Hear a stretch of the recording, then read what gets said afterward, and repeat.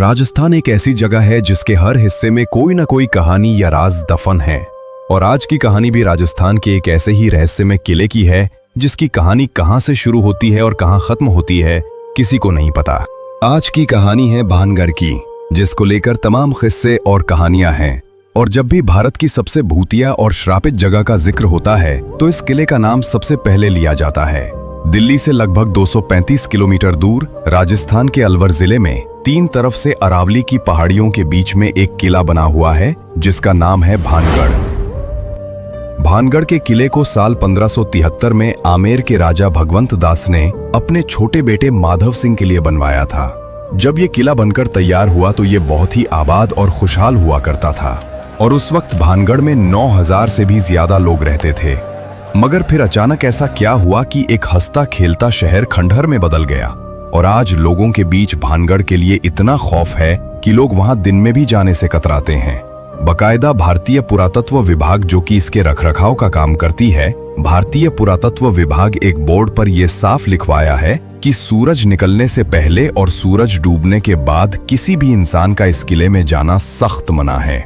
यानी कि आप दिन के उजाले में भानगढ़ के किले में जा सकते हैं, पर अंधेरा होने से पहले ही आपको वहां से बाहर आना होगा।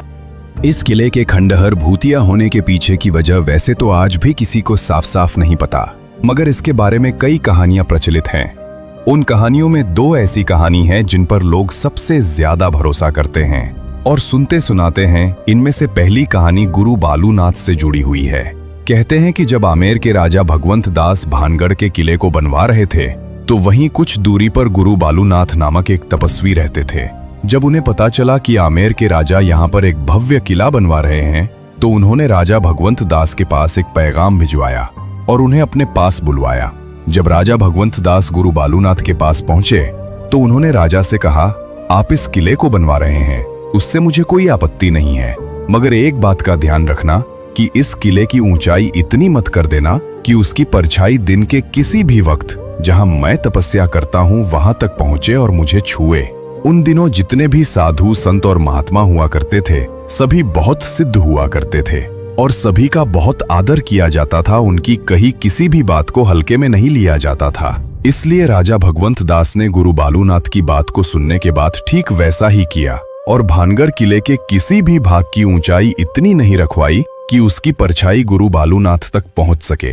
गुरु बालूनाथ के इस बात का ख्याल अगली 2 पीढ़ियों तक रखा गया, मगर कहते हैं कि जब तीसरी पीढ़ी ने भानगढ़ की गद्दी संभाली तो उन्होंने इस बात को नजरअंदाज कर दिया और गुरु बालूनाथ की दी हुई चेतावनी को अनसुना कर दिया।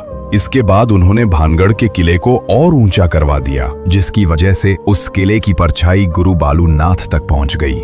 जब भानगढ़ किले की परछाई ने गुरु बालूनाथ को छुआ तो उन्हें बहुत गुस्सा आया और उसी वक्त उन्होंने भानगढ़ को श्राप दिया कि भानगढ़ तबाह हो जाएगा। कहते हैं कि गुरु बालूनाथ के इसी श्राप के बाद भानगढ़ पर मुसीबत टूटी और पूरा भानगढ़ तबाह हो गया। इसके अलावा यह भी कहा जाता है कि 1783 में जो चालीसा अकाल आया था, जिसमें मरने वालों का आंकड़ा करोड़ों में था, वो अकाल गुरु बालूनाथ के शाप की वजह से ही आया था, जिसने भानगढ़ समेत पूरे उत्तर भारत के करोड़ों लोगों को भूखा मरने पर मजबूर कर दिया। बाद में ऐसा नहीं है कि किसी और ने वहां बसने की कोशिश नहीं की। कई लोगों ने भानगढ़ में बसना चाहा और कई लोगों ने वहां नए मकान बनाने की कोशिश भी की, मगर कहते हैं कि जो भी वहां मकान बनाता है उसकी छत कभी नहीं टिकती और हमेशा गिर जाती है। लोगों का मानना है कि ये सब शापित होने की वजह से ही होता है। अब दूसरी कहानी जिस पर लोग सबसे ज्यादा विश्वास करते हैं वो कहानी एक राजकुमारी से जुड़ी है। कहते हैं कि एक वक्त जब भानगढ़ बहुत ही आबाद और खुशहाल हुआ करता था तब इस किले के महल में एक राजकुमारी रहती थी जिनका नाम था रत्नावती। राजकुमारी रत्नावती बेहद ही खूबसूरत थीं और उनकी सुंदरता के चर्चे दूर दूर तक फैले हुए थे। आए दिन बड़े बड़े राजाओं की शादी के न्योते आते रहते थे, मगर इन राज्यों के अलावा एक और शख्स जो राजकुमारी रत्नावती का दीवाना था उसका नाम था सिंधिया। सिंधिया एक तांत्रिक था और जब से उसने राजकुमारी रत्नावती को देखा तभी से वो उसके ऊपर बुरी तरह फिदा हो गया था। अब वो किसी भी तरह राजकुमारी रत्नावती को पाना चाहता था, मगर उसे पता था कि वो सीधे तरीके से कभी भी राजकुमारी को नहीं पा सकता, क्योंकि कहां और संसार में रहने वाला एक तांत्रिक और कहां महलों में रहने वाली राजकुमारी, इसलिए उसने राजकुमारी रत्नावती को हासिल करने के लिए दूसरा तरीका ढूंढ निकाला और अब बस सही मौके की फिराक में लग गया। एक दिन आखिरकार उसे ये मौका मिल ही गया। उस दिन राजकुमारी रत्नावती की एक दासी भानगढ़ के बाजार में आई। दरअसल वो राजकुमारी के लिए बालों में लगाने वाला तेल खरीदने आई थी। तांत्रिक सिंधिया किसी ऐसे ही मौके की तलाश में था। जब वो दासी तेल खरीदकर वापस जाने लगी तो तांत्रिक सिंधिया ने उसे किसी बहाने से रोक लिया। क्योंकि वो तंत्र मंत्र में माहिर था, उसने दासी द्वारा लाई गई तेल की बोतल पर चुपके से काला जादू कर दिया। जब दासी राजकुमारी रत्नावती के पास पहुंची और तेल दिया तो राजकुमारी को कुछ शक हुआ। रत्नावती बहुत ही समझदार थी, इसलिए तेल को देखकर उन्हें पता चल गया कि इस पर किसी ने तंत्र मंत्र का इस्तेमाल किया है। जब राजकुमारी ने अपनी दासी से पूछा तो दासी ने तांत्रिक सिंधिया के बारे में बताया। सिंधिया का नाम सुनते ही राजकुमारी को पूरा माजरा समझ में आ गया और उन्होंने वो तेल की बोतल एक पत्थर पर दे मारी। इस वजह से तेल और उसका सारा जादू उस पत्थर में समा गया। अब वो पत्थर खुद ब खुद लुढ़क कर तांत्रिक सिंधिया की तरफ बढ़ने लगा। तांत्रिक ने देखा कि एक बड़ा पत्थर तेजी से उसकी तरफ बढ़ रहा है तो उसे सारी बात समझने में देर नहीं लगी। मगर इससे पहले कि वो कुछ करता, पत्थर उसकी छाती पर चढ़ गया। चूंकि वो पत्थर बहुत बड़ा था, अब तांत्रिक का जिंदा बच पाना नामुमकिन था। मरते मरते उसने एक श्राप दिया और कहा कि कुंवारी रत्नावती सहित भानगढ़ के सभी लोग मारे जाएंगे और उनकी आत्माएं ताउम्र भानगढ़ के किले में भटकती रहेंगी।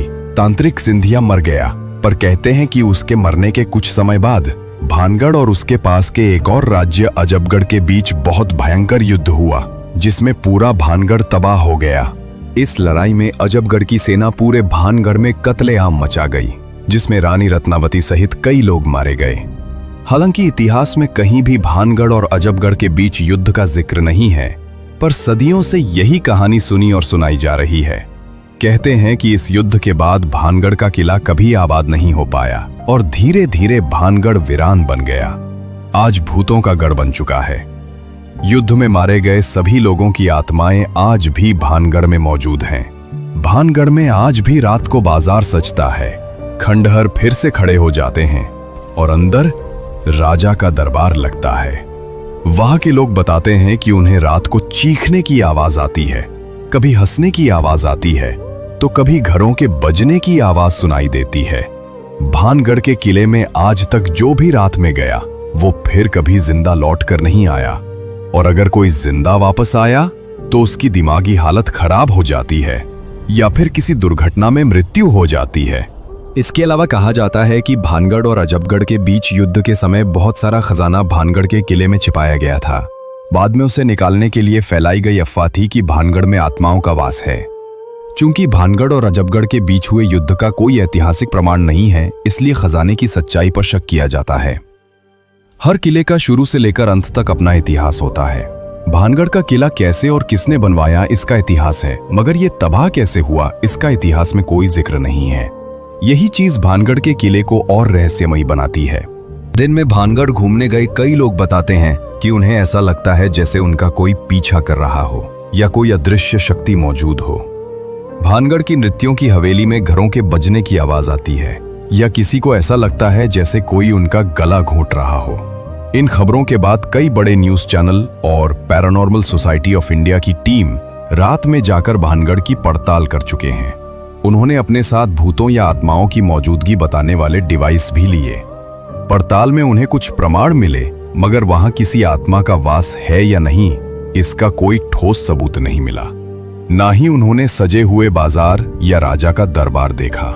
लोग भानगढ़ के बारे में जो कुछ भी सुनते या पढ़ते हैं, उसी की वजह से वहां कोई अदृश्य शक्ति मौजूद होने का भ्रम होता है।